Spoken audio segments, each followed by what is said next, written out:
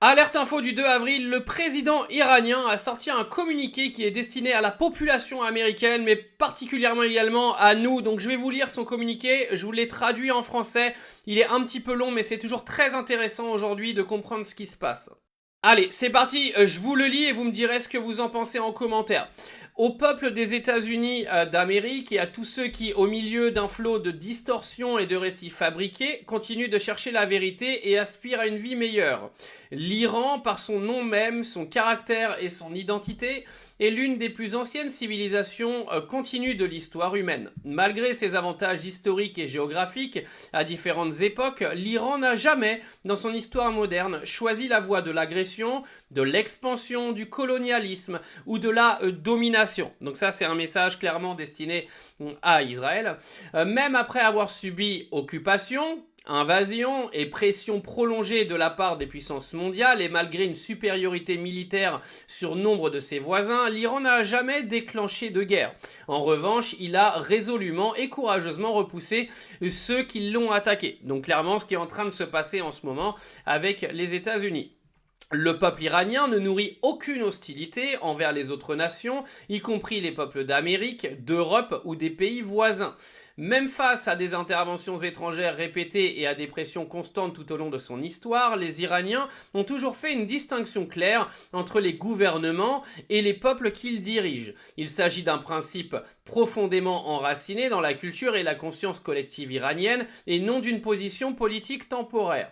Pour cette raison, présenter l'Iran comme une menace ne correspond ni à la réalité historique, ni aux faits observables actuels.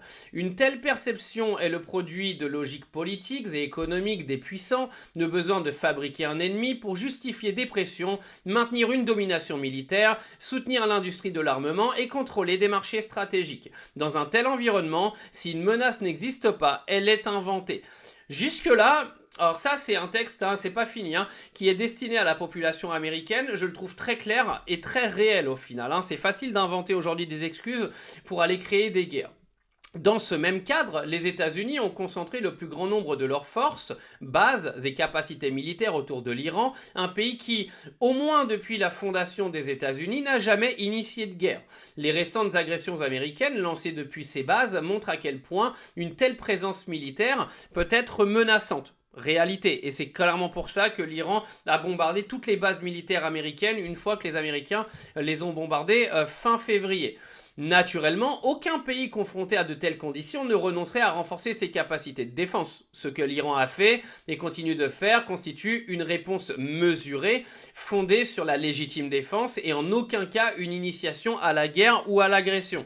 Donc là, le message il est assez clair, on vient nous expliquer que l'Iran est en train de fabriquer du nucléaire pour anéantir Israël, pour anéantir ses voisins. Lui, le président iranien, il vient expliquer que l'Iran, jusqu'à l'heure d'aujourd'hui, n'a jamais provoqué aucune guerre et que l'armement qu'il construit est clairement en cas de défense, donc en cas de légitime défense. Les relations entre l'Iran et les États-Unis n'étaient pas à l'origine hostiles et les premiers échanges entre les peuples iraniens et américains n'étaient pas marqués par l'hostilité jusqu'au coup d'État de 1953, une intervention militaire américaine illégale. Ce tournant visait à empêcher la nationalisation des ressources iraniennes. Ce coup d'État a perturbé le processus démocratique de l'Iran, réinstallé une dictature et semé une profonde méfiance envers les politiques américaines.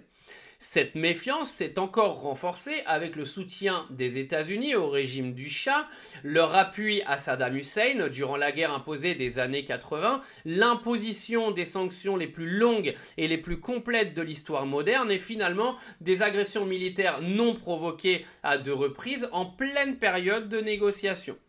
Pourtant, toutes ces pressions n'ont pas affaibli l'Iran. Au contraire, le pays s'est renforcé dans de nombreux domaines, le taux d'alphabétisation a triplé, l'enseignement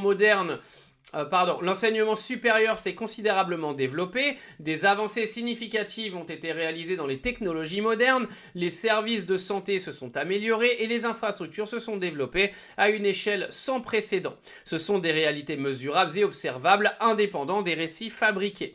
Dans le même temps, l'impact destructeur et inhumain des sanctions, de la guerre et de l'agression sur la vie du peuple iranien ne doit pas être sous-estimé. La poursuite de l'agression militaire et les bombardements récents affectent profondément les vies, les attitudes et les perspectives des populations. Cela reflète une vérité fondamentale: lorsque la guerre inflige des dommages irréparables aux vies, aux foyers, aux villes et au futur, les populations ne restent pas indifférentes envers ceux qui en sont responsables. Je vous lis la suite, il reste 2 paragraphes qui sont extrêmement importants. Cela soulève une question fondamentale. Quels intérêts du peuple américain sont réellement servis par cette guerre? Existe-t-il une menace objective venant de l'Iran pour justifier un tel comportement? Le massacre d'enfants innocents, la destruction d'installations pharmaceutiques dédiées au traitement du cancer, ou les déclarations visant à ramener un pays à l'âge de pierre servent-ils un quelconque objectif autre que de détériorer davantage la position des États-Unis dans le monde? C'est vrai que les déclarations de Donald Trump sont tellement ridicules qu'on ne sait pas à quoi ça sert vraiment. L'Iran a poursuivi les négociations, conclu un accord et respecté ses engagements. La décision de se retirer de cet accord, d'escalader la confrontation et de lancer 2 actes d'agression en pleine négociation sont des choix destructeurs faits par le gouvernement américain, des choix au service des illusions d'un agresseur étranger.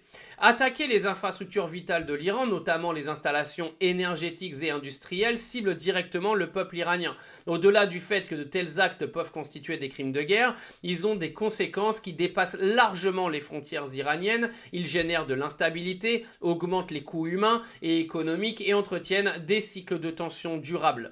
Ce n'est pas une démonstration de force, mais un signe de confusion stratégique et d'incapacité à atteindre une solution durable.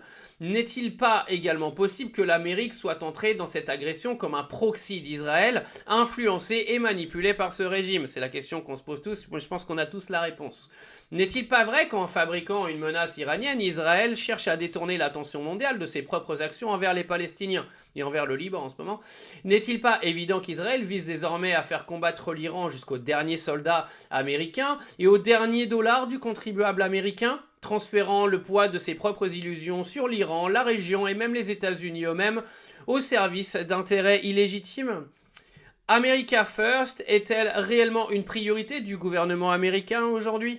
Je vous invite à regarder au-delà de la machine de désinformation, partie intégrante de cette agression, et à écouter ceux qui ont visité l'Iran. Observez les nombreux émigrés iraniens accomplis, formés en Iran, qui enseignent et mènent des recherches dans les universités les plus prestigieuses du monde ou contribuent aux entreprises technologiques les plus avancées en Occident. Ces réalités correspondent-elles aux distorsions qui vous sont présentées sur l'Iran et son peuple?